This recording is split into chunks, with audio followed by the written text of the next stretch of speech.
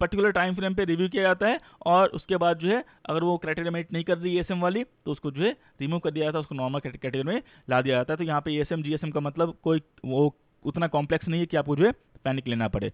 अब यहाँ पे देख लो, बताओ यहाँ पे आंसर बहुत आसान है। यहाँ पे जो सवाल आएंगे आपको बहुत ही बेसिक्स आएंगे, मैं फिर से बोलता हूँ, वीडियो देखे हो तो फिर आपको एग्जाम में कोई दिक्कत नहीं होगी। बताओ अनहेल्दी प्रैक्टिस में क्या आता है। Unhealthy practice in the security market include which of the following, कौन सा इसमें से अनहेल्दी प्रैक्टिस है यहाँ पे बताओ। करेक्ट। डिस्क्लोजर, अगर आप डिस्क्लोज कर रहे हो कि मान लो मेरे पास स्टॉक्स है, मान लो मैंने स्टॉक्स की आईटीसी रिकमेंड किया और मैं इन्वेस्टर को बोल रहा हूँ कि मेरे पास स्टॉक्स हैं, तो डिस्क्लोज कर रहा हूँ, अच्छी बात है बुरी बात है, अच्छी बात है। ट्रांसपेरेंसी, अगर मैं चीज़ें बता रहा हूँ, क्लियरली बता रहा हूँ क्लाइंट्स को कि सर मार्केट में रिस्क है, आप ऑप्शन ट्रेडिंग करोगे पैसे जीरो हो सकते हैं, मैं ट्रांसपेरेंट रख रहा हूँ चीज़ों को, तो वो अच्छी बात है खराब बात है, अच्छी बात है। सर्विलेंस का मतलब मुझे किसी पर डाउट है या फिर किसी चीज़ पे लेके मुझे संशय है और उसको मैंने रडार पर रखा हुआ है कि चीज़ें जो है उसको मॉनिटर करने के लिए, तो वो अच्छी बात है बुरी बात है, अच्छी बात है। इनसाइडर ट्रेडिंग जो है वो बुरी बात है। अनपब्लिश्ड न्यूज़ है, उसके बेसिस पे मैं जो है ट्रेड कर रहा हूँ, उससे भी इसको अलाउ नहीं कर। तो यहाँ पे क्या बोलते हैं, एलिमिनेशन मेथड है। एलिमिनेशन मैं ऐसे ही यूज करता हूँ, एलिमिनेशन मेथड है, मतलब 3 ऑप्शन सही लग रहा है, चौथा ऑप्शन जो है थोड़ा संशय में लग रहा है, तो यहाँ पे आप इसके बेसिस पे भी जो है आप ऑप्शन चूज कर सकते हो, एग्जाम में आसान होगा आपको एग्जाम पास करने में। इसके बाद यहाँ पे देख लो क्वेश्चन 2 जो है इसका बताओ मुझे, which of the central bank in India with the responsibility of administrating monetary policy, कौन सा बैंक है जो मॉनेटरी आरबीआई है, बिल्कुल सही।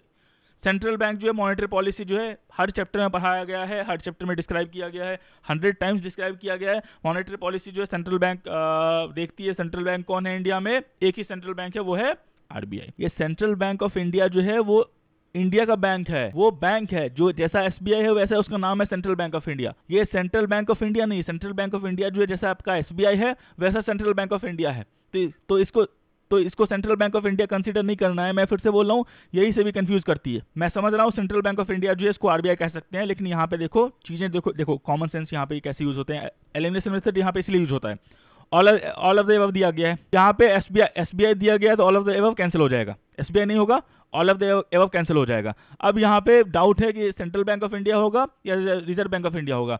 आरबीआई को हम क्या बोलते हैं, सेंट्रल बैंक ऑफ इंडिया, और यहाँ पे आरबीआई दिया गया है तो आरबीआई को ही टिक करना है, मतलब सेंट्रल बैंक ऑफ इंडिया जो है कोई नॉर्मल बैंक है जैसा आपका एसबीआई है। एलिमिनेशन मेथड यूज करोगे तो आपको चीज़ें और आसान हो जाएंगी, और ऑलरेडी पढ़ रखी है, थोड़ा बहुत तो कंफ्यूज करेगा से भी आपको, इतना आसान कर देगा फिर चीज़ें कैसे होंगी। यहाँ पे देखो, विच authority was set up with the primary responsibility of promoting the old age income security by establishing the development of regulating pensions plans। old age income और पेंशन प्लान कौन रेगुलेट करता है, सिंपल बताइए। Yes, PFRDA. यहाँ pension दे दिया गया है और पीएफआरडीए भी लिखता है तो पीएफआरडीए ही रखना पड़ता है आपको। ओल्ड एज स्कीम्स ऑलरेडी पढ़ाया हुआ है और पेंशन जो है पीएफआरडीए देखती है। इसके बाद जो है बताइए, ये बताया मैंने, the bylaws of stock exchanges are same across all exchanges and need to be approved by SEBI, state whether true or false. Bylaws का मतलब क्या होता है, बाईलॉज का मतलब बताइए, तभी आप समझ पाएंगे उस सवाल को। बाई लॉज का मतलब है इंटरनल लॉज। तो सेबी ने एक बॉडी फॉर्म कर दी, जैसे एमफी फॉर्म कर दिया, एक्सचेंज फॉर्म कर दिया। अब एक सेबी बोलती है मैं आपके बड़े बड़े काम को देखूंगा, छोटा छोटा काम, जैसे मान लो आपको ऑफिस कितना बजे होना चाहिए, ड्रेस क्या होना चाहिए, वहाँ पे कोड ऑफ कंडक्ट क्या होना चाहिए ऑफिस के अंदर, ये सब आप देखिए। तो क्या ये सारे स्टॉक एक्सचेंज का सेम रहेगा? नहीं। एनएससी अपना बाई लॉज बना सकती है, इंटरनल लॉ बना सकती है कि उसको कैसे अपने प्रोडक्टिविटी को या चीज़ों को मॉनिटर करना है। बीएससी जो है अपना बायलॉ बना सकती है कैसे उसको चीज़ों को मॉनिटर करना है। और जो स्मॉल थिंग्स के लिए उसको जो है सेबी के पास नहीं जाना कि मतलब ड्रेस क्या होगा, ऑफिस टाइमिंग क्या होगी। हाँ, बड़ा काम है जैसे कि मान लो एक्सचेंज का टाइमिंग बढ़ाना है तो इसमें जिस तरीके के पास उसको अप्रूवल लेना पड़ेगा, लेकिन छोटे चीज़ों के लिए जो उसके ऑपरेशंस को एफिशिएंट बनाए, कोड ऑफ कंडक्ट को मजबूत करे, इसके लिए उसको जो है सेबी से अप्रूवल लेने की जरूरत नहीं है। और एनएससी का बाईलॉज अलग हो सकता है, बीएससी का बाईलॉज अलग हो सकता है, ऑलरेडी बताया है, एक्सप्लेन किया हुआ है। तो ऐसे आप सवाल बनाएंगे, समझेंगे, बिल्कुल दिक्कत नहीं होने वाली। यहाँ पे अंदाजे का सिस्टम नहीं है। 10 सेकंड के अंदर आपने सवाल बनाया, टिक किया और पता है यहाँ पे 1 नंबर कंफर्म है आपका। ये हो गया चैप्टर 13। अब बताता हूँ यहाँ पे जो कुछ सिलेबस चेंज हुए हैं, यहाँ पे वो सिलेबस क्या चेंज हुए हैं। जो भी सिलेबस चेंज होगा उसकी आप चिंता मत करना, मैं सब पे नजर रखता हूँ। जो भी चीजें चेंज होंगी उसका जो है अपडेट आपको मिल जाएगा। एएसएम जीएसएम पढ़ लिए।